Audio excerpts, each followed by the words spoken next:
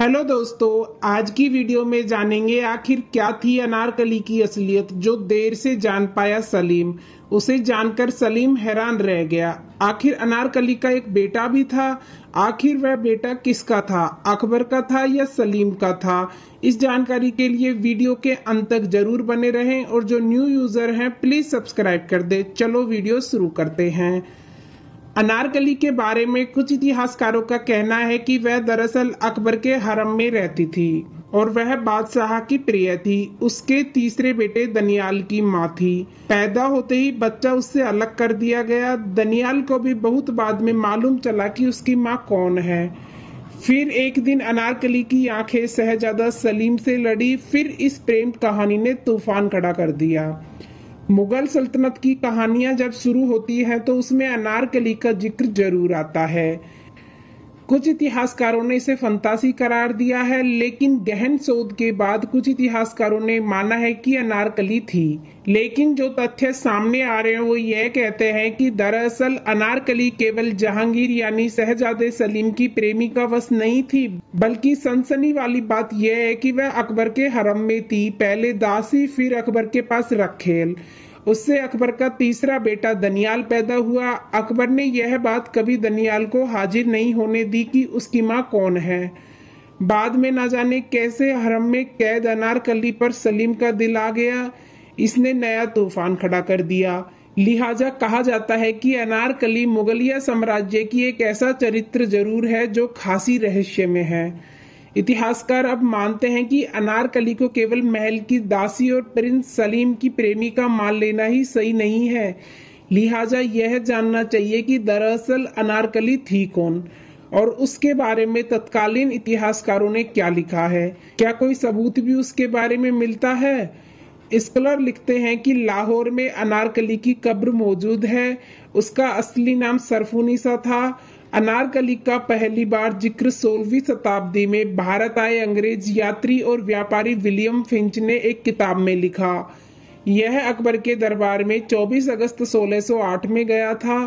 फिर फ्रेंच फरवरी 1611 में लाहौर पहुंचा। माना जाता है कि जब वह लाहौर पहुंचा तब तक अनारकली के निधन को 11 साल गुजर चुके थे।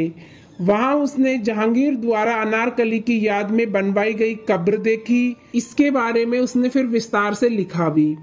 अनारकली के रिश्ते जब शहजादा सलीम यानी जहांगीर से बन गए और वह छिपकर उससे हरम में मिलने आने लगा तो इसकी जानकारी शहंशाह अकबर को हुई। शहंशाह अकबर को ही कहा जाता है, वह बहुत नाराज हुए। उसने अनारकली को दीवार में चिनवाने का आदेश दिया, जहां उसकी मृत्यु हो गई।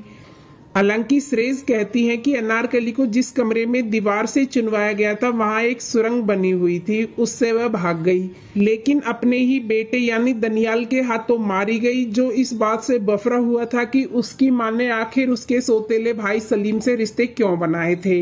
हालांकि दनियाल से शहंशाह अकबर ने यह बात उसके जन्म के बाद से लगातार छुपाई रखी कि उसकी मां कौन थी। बस उसे यह बताया गया कि जन्म देते ही उसकी मां मर गई। श्रेज कहती हैं कि बेटे को जन्म देने के बाद अकबर ने उसे शहजादा जरूर बनाया, लेकिन दुनिया को यह भनक नहीं लगने दिया कि वह किसका बेटा है, दासी या रखेल से पैदा हुआ है। इसी वजह से अनारकली हरम में कैद कर दी गई। बस उससे अकबर ही मिलने आया करता था। जब यह बात सलीम और अनारकली की मोहब्बत के बाद सामने आई तो बहुत बड़े विस्फोट की तरह फैल गई।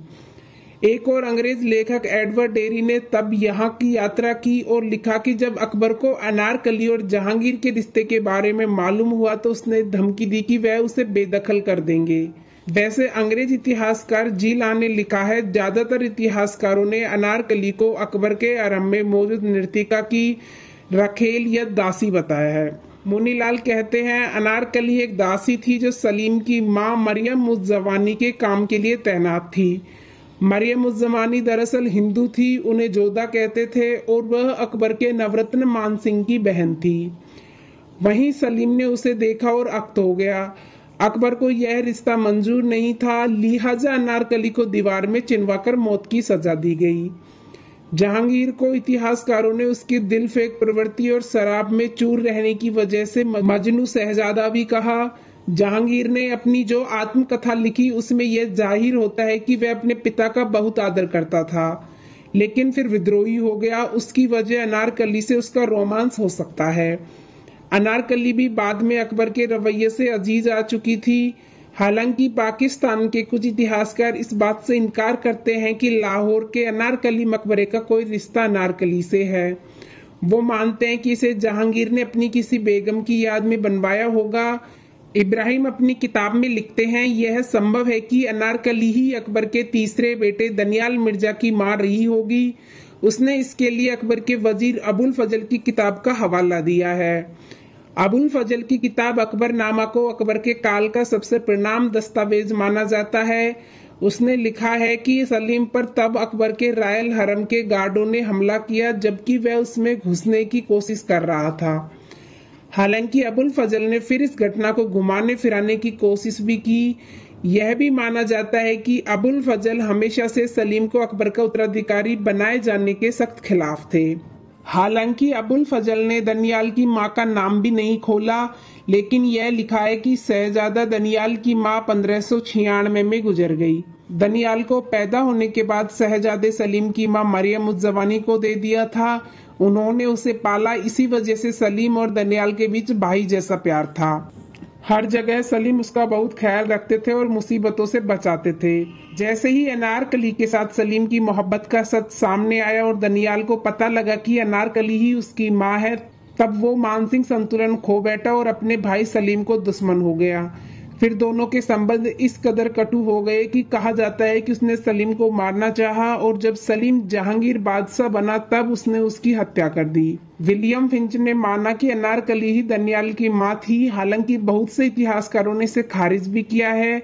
दोस्तों, आपको वीडियो कैसी लगी प्लीज कमेंट बॉक्स में जरूर बताना और ऐसी ही ऐतिहासिक वीडियोस देखने के लिए हमारे चैनल को सब्सक्राइब करना ना भूलें। चलो मिलते हैं नेक्स्ट वीडियो में, तब तक के लिए अपना ख्याल रखना। धन्यवाद।